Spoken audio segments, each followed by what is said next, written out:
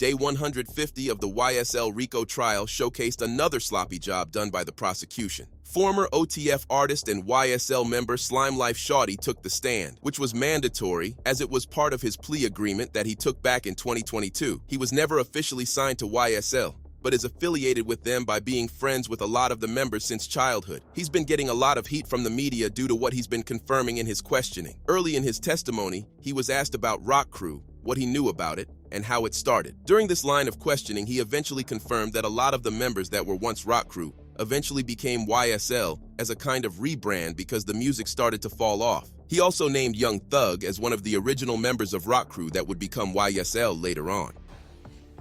As you were growing up in the Cleveland Avenue area, did you ever hear of a gang called Rock Crew? I heard of it growing up. I didn't know if it was a gang or what it was, but yeah, I know what it is. And how did you know about Rock Crew?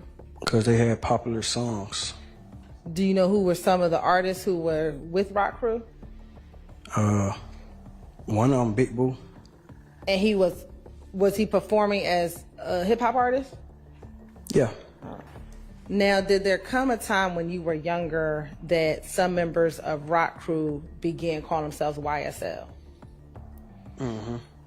You said mm-hmm? You asking me that? Or Yes. you what? I'm asking you. Can you say it again? Sure. As you got older, were there members of Rock Crew who then became members of YSL? Yes. Who were those some of those individuals? Everybody. Because YSL music took off and Rock Crew music died, or just, I don't know, Boo got old. So all the people that were rapping or doing music or supported the music was on some YSL stuff now. Like, it wasn't rapping Rock Crew or under that name. Okay. So tell me some of the people that we're talking about. Me, myself. Okay. My friends who I just told you about. Jeffrey.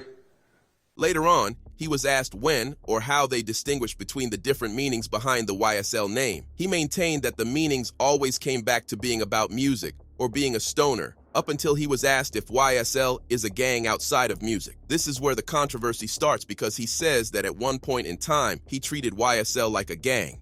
And what does YSL stand for?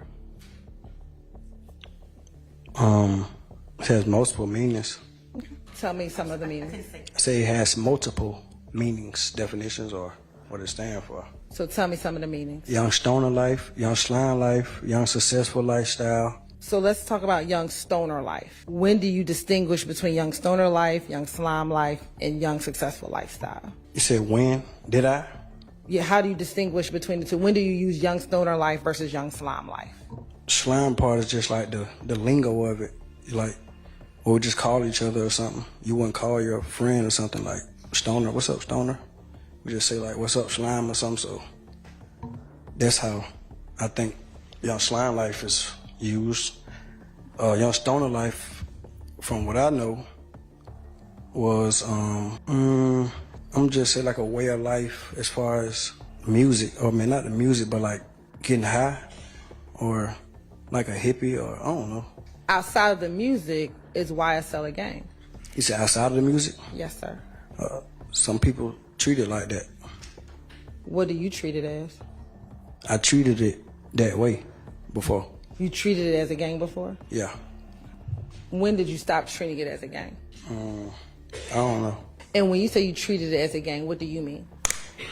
I don't really know. I never thought about that. I don't know how to answer that. Many people believe that because he alluded to YSL being a gang, or at least some people, including himself, treating it like one at a point in time, that he's snitching on Young Thug. Back in 2022, he made a post saying that he came home without telling, and that admitting that YSL is a gang isn't snitching because it's not illegal to be in a gang, and the founder already admitted that it was. It turns out he's partially correct. It's not technically illegal to be a part of a gang in Georgia. It's only illegal when you and/or the gang participate in illegal gang activity. Then again, I'm not in the streets, nor have I ever been in the streets, so it's hard to speak on exactly what would be considered snitching and what's not, but these are the facts nonetheless. But what's your take on the situation? Do you feel like Slimelife Shawty snitched, or was he staying solid? Let's hear it down in the comments below.